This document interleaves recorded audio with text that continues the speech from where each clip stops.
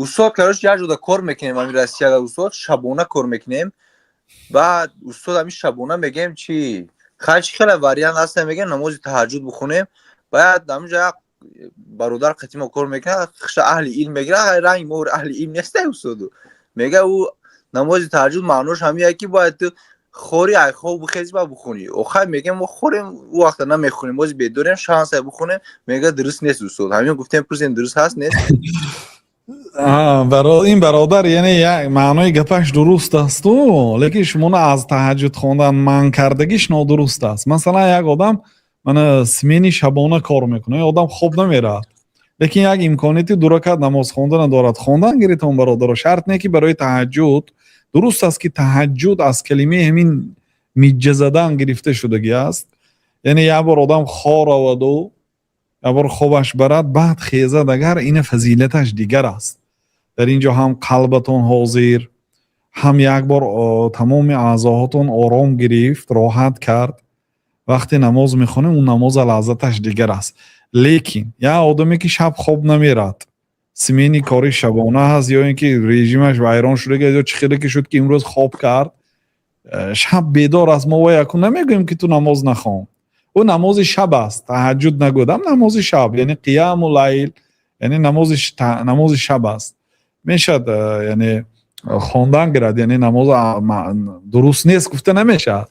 درست است لیکن ثوابش مثل اون نیست برای آنکه الله تعالی تعریف کرد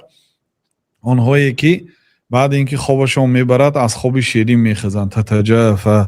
جنوبهم عن المضاجع يدعون ربهم خوفا وطمعا ومما رزقناهم ينفقون تتجافى در سوره سجده تتجافى جنوبهم پهلوهاشون از جاگه ها برداشته میشد یعنی پهلوهاشون از جاگه میبردارن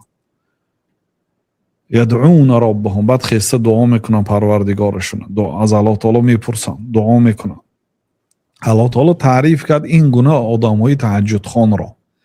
یعنی معنای اون ندارد که آدمی که مثال خوبش نبرده است یا خوب نمیرد نماز نخواند نه خواند ویم خوب است. مثلا حضرت ابو هریره را پیامبر صلی الله علیه و سلم وصیت کردند که نماز تهجد یعنی نماز شبش خوانده بعد خوابید از جمله ویترم خان و خاره افتن برای چی؟ برای آنکه اون وقتا ساعتهای آگاه کننده نبود آدم اگر خواب کند احتمال است که بیدار نشود مگرم با اذان بنابراین گفتن حضرت ابو هریره بعد نماز خفتن امروز حدیثایی که از پیامبر صلی الله علیه و سلم میشنوید همیشه از ذهنش گذرانده تکرار میکرد علم ذهنی بود یعنی رنگ ما از کتابا خونده تیار نمیکرد کتاب خونده حفظ نمیکرد کتاب 10 بار 20 بار تکرار نمیکرد از ذهنش امروز پیامبر صلی الله علیه و سلم سحری این گپ گفتن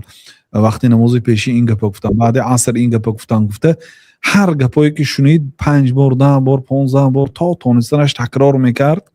تا اینکه فراموش نشود همین روز شنیدگی حدیثاشو تکرار میکرد از ذهنش همین روز چند حدیث شنیدم چه گفتم پیامبر صلی الله علیه و سلم همش بعدی گفتم بین خودش تکرار میکرد بنابراین پیامبر صلی الله علیه و سلم حضرت ابو هریره رو توصیه کردن که تو نماز تهجد یعنی 8 رکعت نماز تهجد و ویتر خوانده بعد خواب رفت اما خودشون خسته بعد میخونده دیگرهایم خسته خونده هم به عمر کرد یعنی یک آدم فرضاً بعد خفتن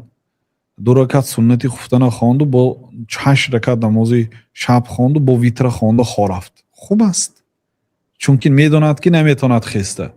این بهتر است از آن آدمی که نخوانده است اگر تواند خسته در 3-1 آخری شب خواند این زور است این بهترین است پیامبر صلی الله علیه و سلم آخری حیاتشون فقط همین خیل میکردن لیکن در ابتدای هجرت به مدینه ویتر در اولی شب هم خواندن در میانی شب هم خواندن و آخرهای حیاتشون ویترشون در آخر بود یعنی این دلالت می‌کند که بهترین وقت ویتر و تهجد آخری شب است فهمیدید یعنی که یک بار خواب کرده خستن شرط نه یعنی خواندن گرید یعنی اون دوملای گفتگیتون یک جهتی گپش درست یک جهتی گپش خطا